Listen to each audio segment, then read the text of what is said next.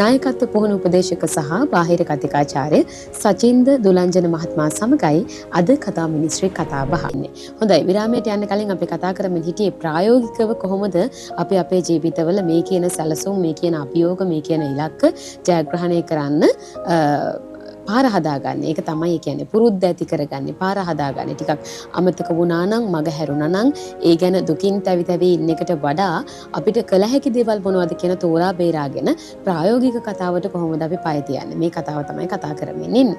අපි ඉදිරි කොටසට යමු. ඔව්, දැන් අපි කලින් කතා කරන්නේ මේ මොන වගේ ඉලක්කද අපි තෝරගන්නේ කියලා.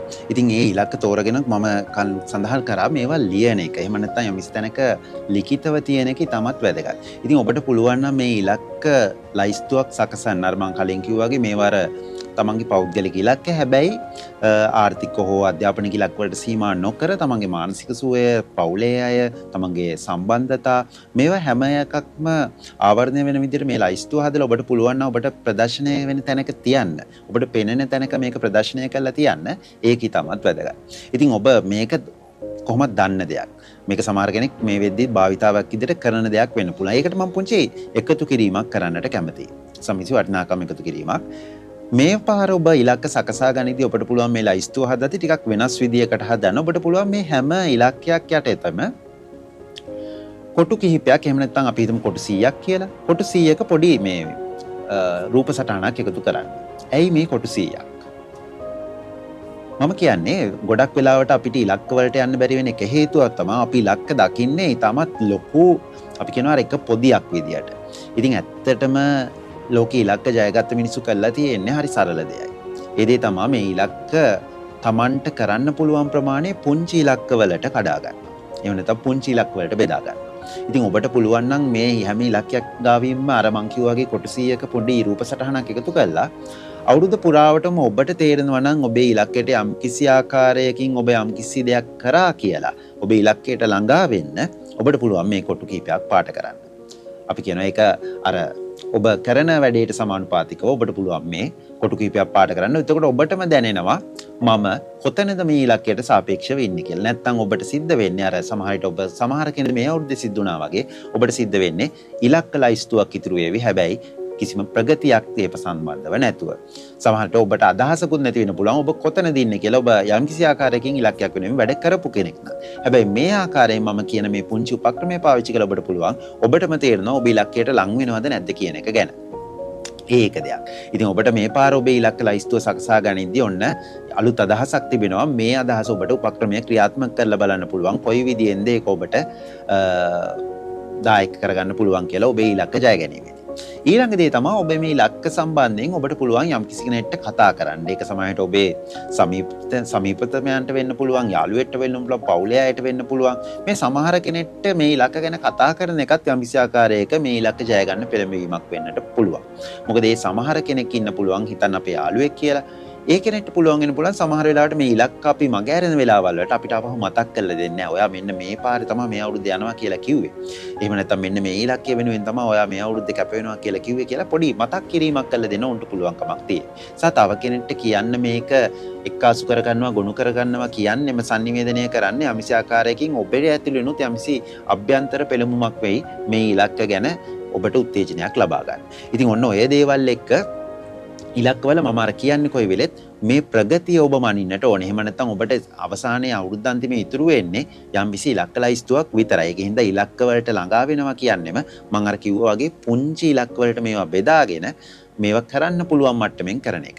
සහ තවත් උපක්‍රමයක් ඔබත් එක්ක මම බෙදා ගන්නට කැමතියි. දැන් ওই ප්‍රගතිය මනින්දිත් සමහර වෙලාවට ඔබට හිතෙන්න පුළුවන් මේ කරගෙන යන වැඩත් එක්ක මම දැන් මේ දවස් ටික සමහර විට ඔබට පොඩි නිවාඩුවක් හම්බ වෙන්නට පුළුවන්, විවේකයක් හම්බ වෙන්නට පුළුවන්. හැබැයි ආපහු ජනවාරි මාසෙත් පටන් ගත්තට පස්සේ එක දිගට හැල්මේ දුවන්න තියෙනවා කියලා ඔබ හිතන් ඉන්නවනම් මේ ප්‍රගතිය මනිනෙක් ගැනත් ඔබට පුංචි උපක්‍රමයක් මම ඔබත් එක්ක බෙදා ගන්නට කැමතියි. ඔබට තියාගන්න පුළුවන් පුංචි පොතක් තියාගෙන හැම දවසක් කියවුනම ඔබට පුළුවන් එක වචනයක් ලියන්න.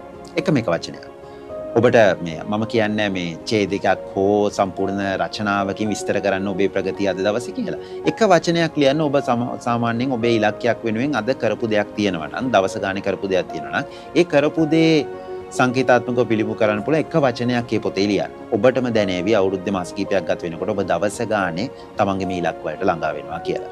ඉතින් මම හිතන්නේ මේ ඉලක්ක වලට අනේක ටිකක් සංකීර්ණයි වගේ පේනුනට ඇත්තම කතාව ලෝක ඉලක්ක ජයගත්ත මිනිස්සු ගොඩ දෙනෙක් මේ ඉලක්ක වලට ළඟා වෙච්ච විදිය තමයි මම අර කිව්වා වගේ මේ ඉලක්ක පුංචි කොටස් වලට කඩාගෙන ඒ ඉලක්ක වල ප්‍රගතිය දවස ගානේ මනින එක. මොකද ඔබ ඔබේ ඉලක්ක වෙනුවෙන් අද දවසේ යමක් කරලා නැත්නම් ඔබේ ඉලක්කයට හෙට දවසෙත් ඔබ ඉන්නේ කලින් තිබ්බ දුරමයි ඔබේ ඉලක්කයයි ඔබ අතර තියෙන්නේ. ඒකින්ද දවස ගානේ ඔබ යමක් කරනකොට තමයි දවසින් දවස ඔබේ ඉලක්කයයි අතර මේ තියෙන දුර අඩු වෙන්නේ. ඒකින්ද මේ දුර අඩු වෙනවද නැද්ද කියන එක තීරණය කරගන්න. එහෙම නැත්නම් ඔබට අදහසක් ගන්න පුළුවන්. මම අර කියපු උපක්‍රමය පාවිච්චි කරොත් දවස ගානේ ඔබට පුළුවන් නම් ඒ කොටු ක්‍රමය පාවිච්චි කරලා ඔබේ ඉලක්කයේ ප්‍රගතිය කොයි වගේද කියන එක යම් කිසි ආකාරයක අදහසක් ගන්න.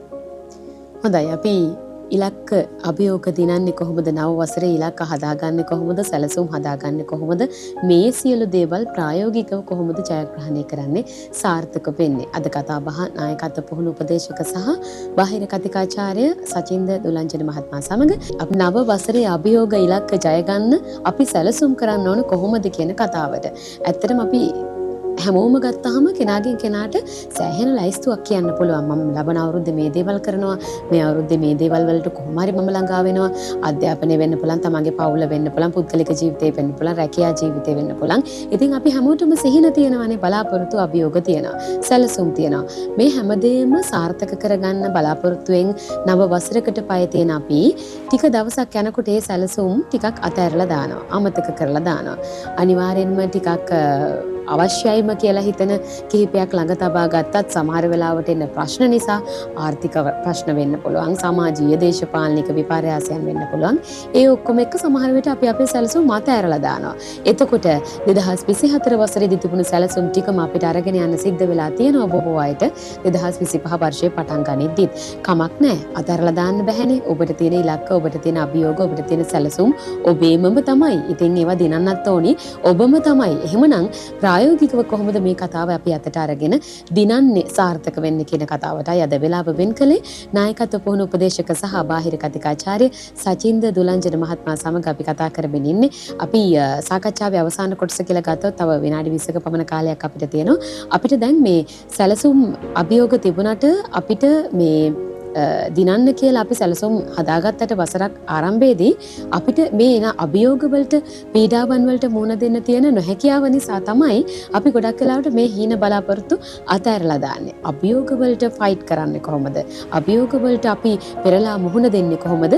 හිත ශක්තිමත් කරගන්නේ කොහොමද කියන කතාව ටිකක් කතා කරමු. ඔව්. ඇත්ත කතාව තමයි අපි දැන් මේ අවුරුද්ද දිහා අපව හැරිලා බැලුවා. සමහර වෙලාවට ওই සමහර ඉලක්ක වලට අපි මේ අවුරුද්දට තියාගත් සමහර ඉලක්ක වලට අපිට යන්න බැරි වුණේ ප්‍රායෝගිකව ආපු ඒ වගේ ගැටලු හින්දා. ඊළඟට ඇත්තටම කතා කරොත් අපි සමහර වෙලාවට ඔබේ ඔය දැන් හදාගන්න යන ඉලක්ක ලයිස්තුව තියෙනවනේ. ওই ඉලක්ක ලයිස්තුවට යන ගමනේදී අනිවාර්යයෙන්ම අපි කියනවා ඔබේ මනස වෙනතකට අදින සමහර දේවල් තියෙන්නට පුළුවන්. අපි කියනවා distractions කියලා කියන්නේ. එහෙම නැත්නම් ඔබට එන අභියෝග තියෙන්නට පුළුවන්. ඉතින් මේවත් එක්ක තමයි ප්‍රායෝගිකව අපිට ගනුදෙනු කරන්නට සිද්ධ වෙන්නේ. ඉතින් පළවෙනිම දේ තමයි මම ওই distractions කියන තැනට එන්නට කලින් පළවෙනි දේ තමයි අපිට එන ප්‍රශ්න ගැන අපි කතා කරමුකෝ. අපිට එන ප්‍රශ්න මම දකින විදියට සහ සමහර වෙලාවට මේ ශේෂ්ත්‍රයේ ඉන්න කොට දෙනෙක් කතා කරන විදියට බෙදා ගන්න කොටස් දෙකක් තියෙනවා. එකක් තමයි අපේ පාලනයේ තියෙන දේවල්. සමහර දේවල් තියෙනවා අපේ පාලනයේ නැති දේවල්. ඉතින් කොයි වෙලෙත් අපිට මේ දෙආකාරයේම ප්‍රශ්නත් එක්ක ගනුදෙනු සිද්ධ කරන්නට වෙනවා ජීවිතේ. උදාහරණයක් වදියට කිව්වොත් එහෙම සමහරවිට අපි කාලගුණය කියන දේ අපේ පාලනයේ නැති දෙයක්.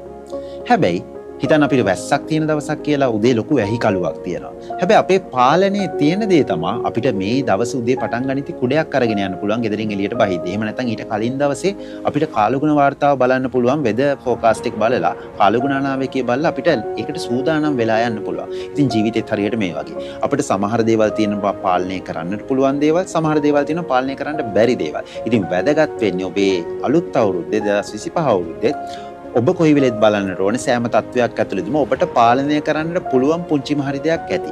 මෙන්න මේ දේ අඳුනගත්තොත් ඔබට පහසු වේවි ඔබේ ඔය එන අභියෝග ප්‍රශ්නත් එක්ක ගනුදෙනු කරන්න.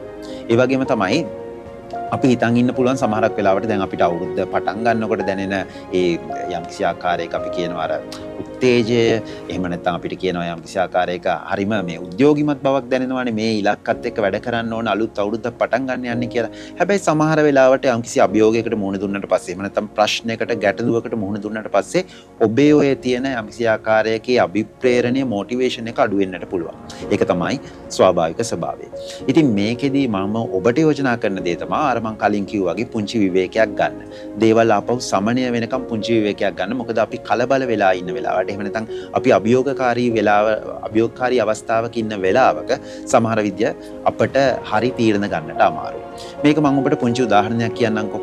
සාමාන්‍යයෙන් අපිට තියෙනවා නේද ජීවිතයේ සමහර දවස් අපි අර කියන්නේ කරන කිසි දෙයක් හරියන්නේ නැති දවස් කියලා. සමහරට උදේ පාන්දරම පටන් ගන්නකොට මොකක් හරි වැඩක් වරදිනවා. ඊට පස්සේ දවසේ කරන වැඩේට මොකක් හරි බාධාවක් එහෙම නැත්නම් ගැටලුවක් වෙනවා. ඔබේ අතින් දේවල් වරදිනවා. ඔබ හිතනවා මේ අර සමහර දවස් තියෙන්නේ අපි මේ කියන්නේ පා කරපු දවස් කියලා අපි අපේ භාෂාවෙන් කියලා කියන්නේ අන්න එහෙම දවසක් වෙන්නේ නැති කියලා ඔබ හිත හදා ගන්න සූදානම් වෙනවා. හැබැයි මේකේ පිටිපස්සේ විද්‍යාත්මක පසුබිමක් තියෙනවා. හිතන්න ඔබ උදේ පාන්දරම යම්කිසි ආකාරයක සිද්ධියකින් ආතතියටපත් වෙනවා කියලා. ඉතින් ඔය ආතතියටපත් වෙන අවස්ථාවේ ඔබේ මොළයෙන් ශ්‍රාවය කරන්නේ කෝටිසෝල් කියන හෝමෝනය. මේ කෝටිසෝල් කියන හෝමෝනේ ශ්‍රාවය වුණාට පස්සේ සිද්ධ වෙන දේ තමයි අපි කියනවා රැෂනල් තින්කින්. එහෙම නැත්නම් අපිට අර මේ ටිකක් කරුණු එක්ක තාර්කිකව හිතන්න තියෙන අවස්ථාව යම්කිසි ආකාරයකින් සීමා සහිත කරනවා. අපි කියනවා අපි මේ thinking pattern එක cloudy වෙනවා.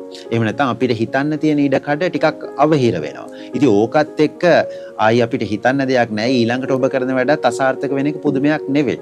ඒකින්ද මේකේ විද්‍යාත්මක වශයෙන්ම අපි දකින විදියට සහ අත්දැකලා තියෙන විදියට. ඒකින්ද ඒ වෙලාවට කරන්න පුළුවන් දේ තමයි හිතන්න උදේම ඔබට යම්කිසි ආකාරයක ඒ වගේ ආතති දනවන සිද්ධියක් වුණා කියලා. එතකොට ඔබට කරන්න පුළුවන් දේ තමයි මොහොතක් අරගෙන යම්කිසි ආකාරයකින් වෙනතරත් වඩා සැලසුම් කරලා මේ සමහරවිට ඔබට පුළුවන් අපි කියනවා චෙක් ලිස්ට් එකක්.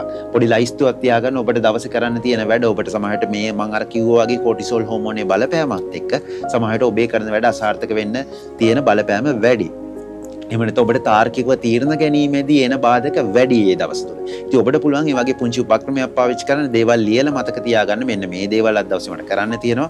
මේ දේවල් මම අමතක කළ යුතු නැහැ කියන එක. ඉතින් අපි ඔතනින් එහාට අවිල්ලා අර distractions එහෙම නැත්නම් අපි කියනවා නම් අපේ මනස මේ ඉලක්ක වලට යද්දී ඒ ඉලක්ක වලට යන පාරෙන් අපේ මනස එළියට ගන්න දේවල්. එහෙම නැත්නම් අපි ඒ ඉලක්ක වලින් ඈත් කරන සමහර දේවලුත් අපේ ජීවිතේ තියෙනවා. අපි දන්නවනේ අපි දැන් ඩිජිටල් ලෝකයක ජීවත් වෙන්නේ. එතකොට අපි ඩිජිටල් උපාංගත් එක්ක ලොකු ගනුදෙනුවක ඉන්නේ. ඒක සමහරට අපේ ජීවිතේ කොටසක් වෙලා තියෙන. සමහර කෙනෙක් උදේ නැගිට ගමන් මේ ඩිජිටල් උපාංගත් එක්ක තමයි ජීවිතේ වැඩ කටයුතු පටන් ගන්න. සමහරට ඒක ඇඳෙන් බහින්නත් කලින්. ඉතින් මම හිතනවා මේ අලුත් අවුරුද්දේ අපිට සිද්ධ වෙනවා යම්කිසි ආකාරයකින් කොහොමද අපි මේ ඩිජිටල් උපාංග එහෙම නැත්නම් මේ ඩිජිටල් ලෝකයේත් එක්ක අපේ ගනුදෙනුව කරන්න කියන එක ගැන තීරණය කරන්න. මොකද සමහර කෙනෙක්ට ඒ ඔබේ රැකියාවේ කොටසක් නෙවෙයි නම් මම දන්නවා සමහර අපේ කෙනෙක් ඉන්න පුළුවන් මිතුරෙක් ඉන්න පුළුවන් මේ ඩිජිටල් උපාංග වලින් තමන්ගේ රැකියාව සිදු කරන අය. මම කියන්නේ එහෙම අය ගැන නෙවෙයි.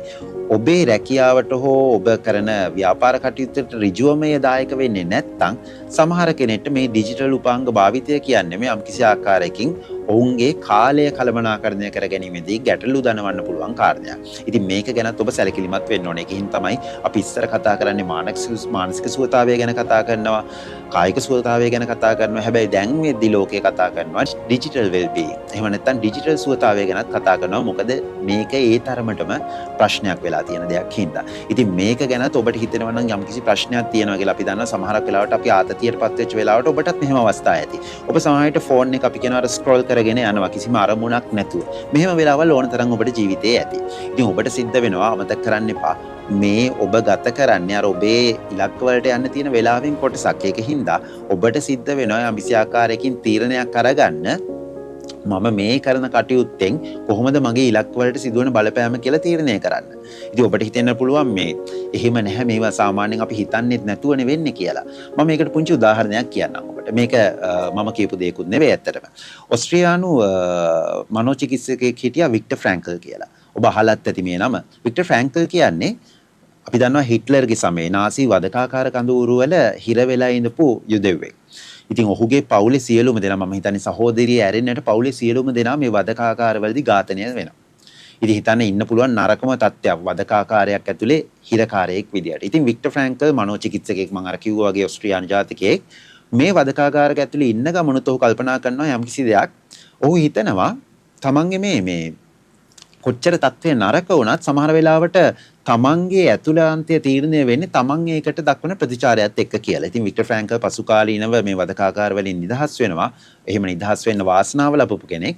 ඔහු එළියට ආවට පස්සේ තමන්ගේ ශිෂ්‍යයින් එක්ක මේක සංකල්පයක් විදියට බෙදා හදා ගන්නවා. ඔහු කියනවා සෑම උත්තේජයකටම එහෙම නැත්නම් සෑම මේ කියන්නේ හැම ස්ටිමියුලස් එකකටම යම්කිසි ආකාරයක අපි දන්නවා ප්‍රතිචාරයක් තියෙනවා, රෙස්පොන්ස් එකක් තියෙනවා. වික්ටර් ෆ්‍රැන්කල් කියන විදියට මිනිස්සෙක් විදියට අපි හැම කෙනෙක්ටම මේ උත්තේජ සහ මේවට දක්වන ප්‍රතිචාර අතර යම්කිසි පුංචි හරි ඉඩක් තියෙනවා තීරණය කරන්නට අපි කරන්නේ මොකද්ද කියලා. මේ ඉඩ තීරණය කරන්නේ සමහරක් වෙලාවට අපේ හෘද සාක්ෂිය වෙන්නට පුළුවන්. මේ ඉඩ තීරණය කරන්නේ සමහරක් වෙලාවට අපිට අපි ගැන තියෙන ස්වයං අවබෝධය වෙන්නට පුළුවන්. ඉතින් වික්ටර් ෆ්‍රැන්කල් කියන්නේ මේ හැම උත්තේජයක්ම අපිට එන හැම උත්තේජයක්ම අපිට කරන්න හිතෙන හැම දෙයක් ඇතරෙම අපි කරන්නේ මොකද්ද? එහෙම නැත්නම් ප්‍රතිචාරයේ විදිහට අපි දක්වන්නේ මොකද්ද කියන එකට කලින් පුංචි හරි ඉඩක් තියෙනවා මිනිස්සෙට තීරණය කරන්න තමන් කරන්නේ මොකද්ද කියන එක ගැන. ඔබ ඇත්තටම පොඩ්ඩක් ගැඹුරින් හිතලා බැලුවොත් මේ කාරණය ඔබටම පසක් කරගන්නට පුළුවන්. ඔබටම හිතෙන්න පුළුවන් මේ කියන කතාව ඇත්ත නේද කියලා පොඩ්ඩක් හිතලා බලන්න ඒක ගැන. මොකද සමහරක් වෙලාවට අපි හිතනවා මේ දේවල් අපි මේ ඉබේම කරගෙන යන දේවල් කියලා නෑ. සමහරක් වෙලාවට අපිට පුංචි හරි ඉඩක් තියෙනවා නෑ මම මේක කරන්නේ නැහැ. මම මෙන්න මේ දේ කරනවා කියන ඒ තීරණය ගන්න. ඉතින් අන්න ඒ තීරණය ගනිද්දී ඔබ අර කලින් සකසාගත් ඉලක්ක ලයිස්තුව ගැන අපහු පාරක් ඔබට හිතන්නට පුළුවන්. ඔබට අමතක වෙනවා නම් නෑ මම මෙන්න මේ පාරේ යන්නේ කියලා. ඒක හරියට ඔබට සිතියමක් වගේ මඟ පෙන්වාවි නැහැ. 2025 අවුරුද්දේ මම මෙන්න මේ ගමනාන්තයට තමයි ළඟා වෙන්න ඕනේ. ඉතින් මම මෙන්න මේ පාර ගියොත් තමයි මේ ගමනාන්තයට ළඟා වෙන්නට පුළුවන් කියන එක ගැන. ඉතින් ඒක ගැන ඉතාමත් වැදගත්. මොකද ඔය අභියෝග එහෙම නැත්නම් අපි ඔය කියපු distractions එහෙම නැත්නම් challenges කියන දේවල් ඇත්තටම ප්‍රායෝගිකයි. මේ දේවල් ජීවිතේ එන්න පුළුවන් දේවල්. ඉතින් මේවට හැඩ ගැහෙන එක තමයි මේවට සූදානම් වෙන එක තමයි අපිට කරන්න පුළුවන් අපේ පාලනයේ තියෙන දේවල් පාලනය කරලා.